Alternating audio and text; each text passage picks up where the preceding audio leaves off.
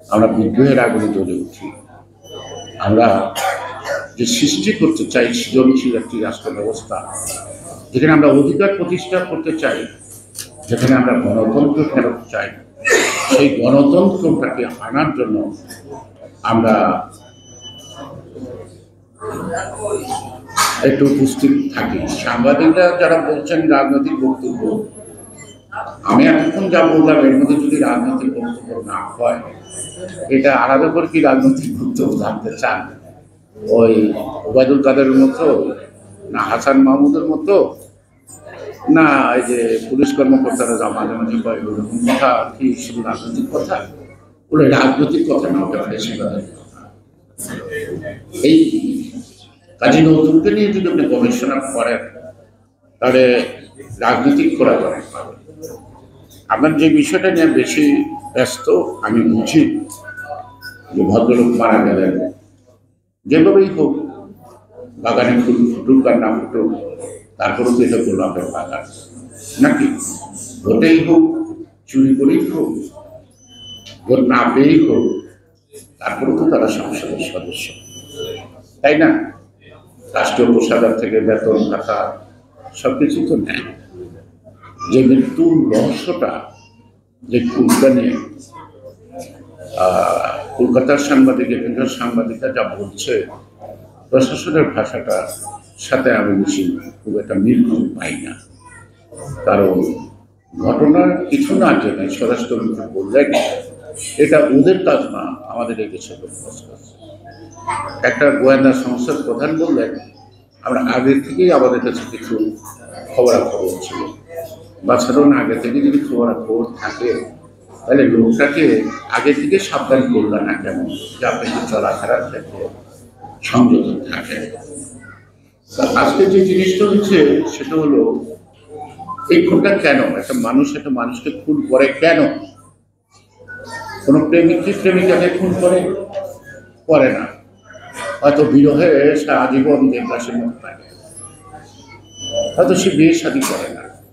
যদি মেয়ে হয় তাহলে পুরুষদেরকে পছন্দ করে ঘৃণা করে, আর যদি ছেলে হয় মেয়ের কাছে যদি সে পরাজিত হয় ভালোবাসায়, তাহলে সে মেয়েদের সম্বন্ধে আবল তবল পালে দিয়েতে লাগে।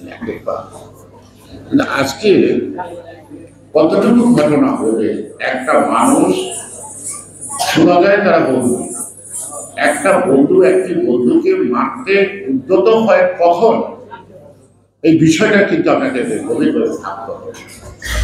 যে কথাগুলি আকাশে বাতাসে আসছে, আনুষ্ঠানিকভাবে আপনারা লেখেন না কিন্তু বলাবলি করেন, অর্থাৎ এখানে একটা স্বার্থের দ্বন্দ্ব, এখানে অর্থের জানা পাওনার দ্বন্দ্ব, এবং একটা অন্ধকার জগতের ব্যবসা বাণিজ্যের সাথে জড়িত, যার বিরুদ্ধে 17টি মামলা ছিল।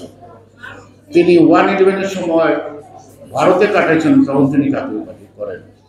দেশে এসে তিনি আওয়ামী লীগের যোগ দেন, আওয়ামী লীগের সাধারণ সম্পাদক করেন। যায় তখন একটা ক্লাস 9-এর ছেলে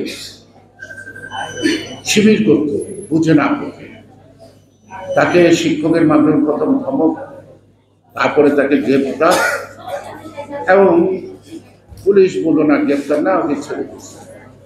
থানাতে কিছু বুথ ধরে যাওয়ার পরে এই ছেলেটা গায়েব হয়ে গেল।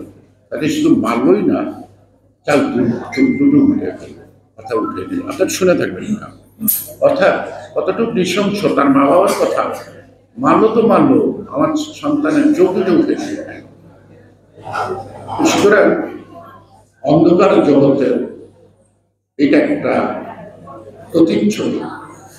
হ্যাঁ, খুনের বিচার তো হতেই হবে, এবং যারা মারছে তাদেরকে কোনো অজুহাত দিয়ে বিচারের আওতা থেকে মুক্ত রাখা যাবে না।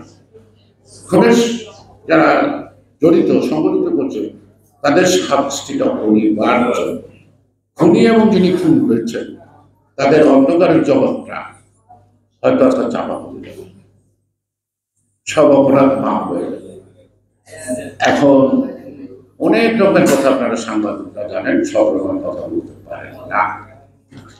বেনজির আহমেদ আর এই খুন, আর আজিজ আহমেদ, তাদেরকে নিয়ে আমরা বহুত আত্মপুষ্টিতে আছি। বেনজিরের সম্পদ বাজেয়াপ্ত হয়েছে, তার ব্যাংক অ্যাকাউন্ট সিজ হয়েছে।